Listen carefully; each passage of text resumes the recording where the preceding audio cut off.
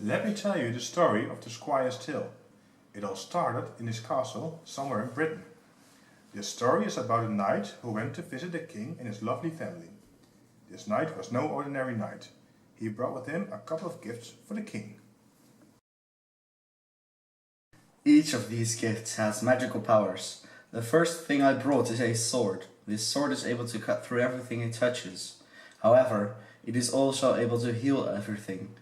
The second thing is a ring that will make the wearer able to talk to birds. And the third is a mirror that will predict the future. And the fourth and final thing is a mare that can take you anywhere around the world in just 24 hours. Thank you for these gifts. I will accept them gladly. I bless you, young and courageous knight. Gather round, family. My only daughter will receive the ring and the mirror, and the rest of the gifts are for everyone to enjoy. Thank you very much, Daddy. But father, why does Diana only get the ring and the mirror? Why do you always choose Diana over me? The youngest son was deeply offended and envied Diana a lot. The rest of the family was quite happy and enjoyed the mare and the other gifts as well. Diana was trying out the gifts and explored the benefits of the mirror and the ring.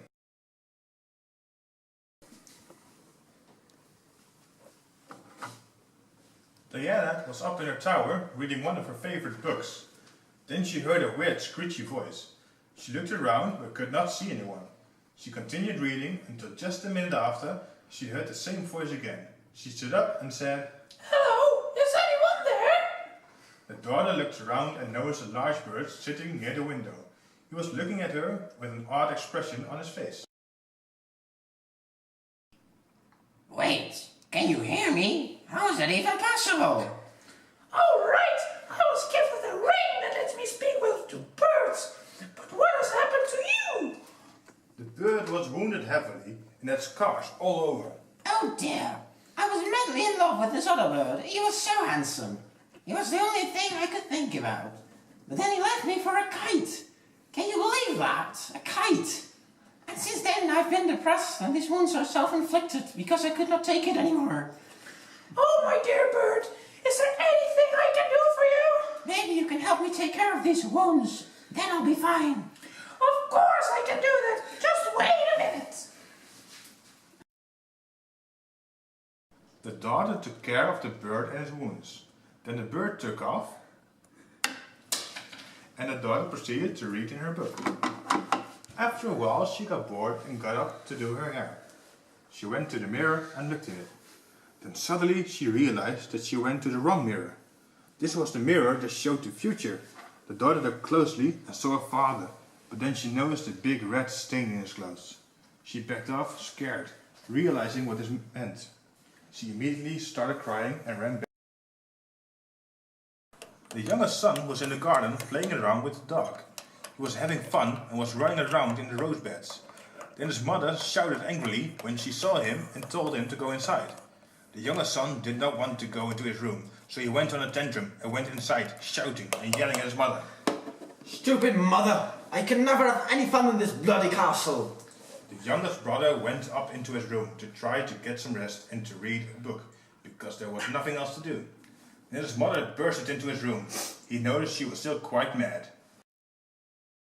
Since you think you can just ruin all my roses, I think it's time for you to do some chores. First, water the garden, then help the maiden prepare dinner, and afterwards, clean your father's study. Sure, mother. I will go to the garden in a minute. The son put on his garden gloves and went down to the garden to get the watering can. After he had done this, he filled it up and watered the roses. After 2 hours of getting more water and walking around the entire garden, he went inside to the maiden's room. He went in and saw her peeling potatoes. He grabbed a knife and started to help her. Man, what a stupid chore.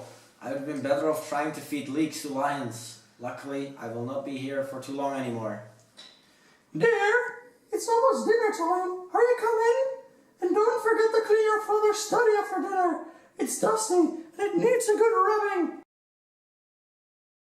After dinner, the youngest son asked one of the maidens to cook a pot of water to bring it up to the study of the king. Once he was in the room, he started to sort all the papers. After that, the maiden came up and gave the bucket of water to the son. He started to clean the mantel and the desk.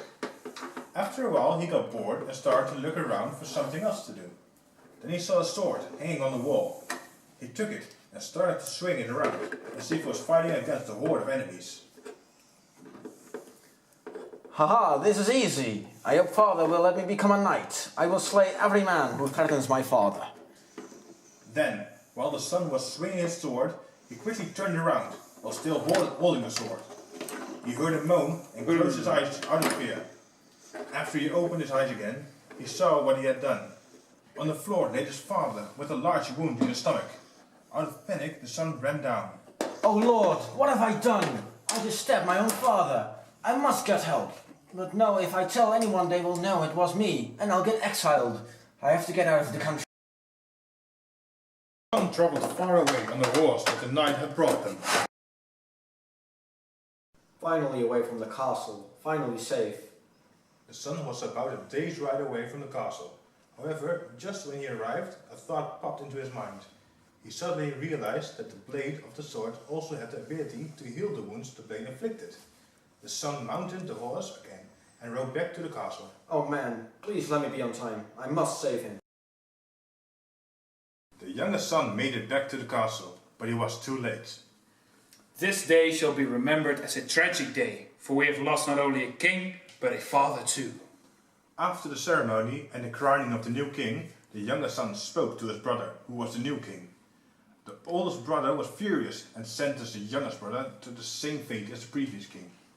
He then took out the sword and slashed at the legs of the youngest brother. Please don't let me die. I'll do anything. Please. The oldest son put the blade of the sword to the wound that he conflicted to his little brother. Then he pulled him to his feet and they shook hands. The youngest brother knew he was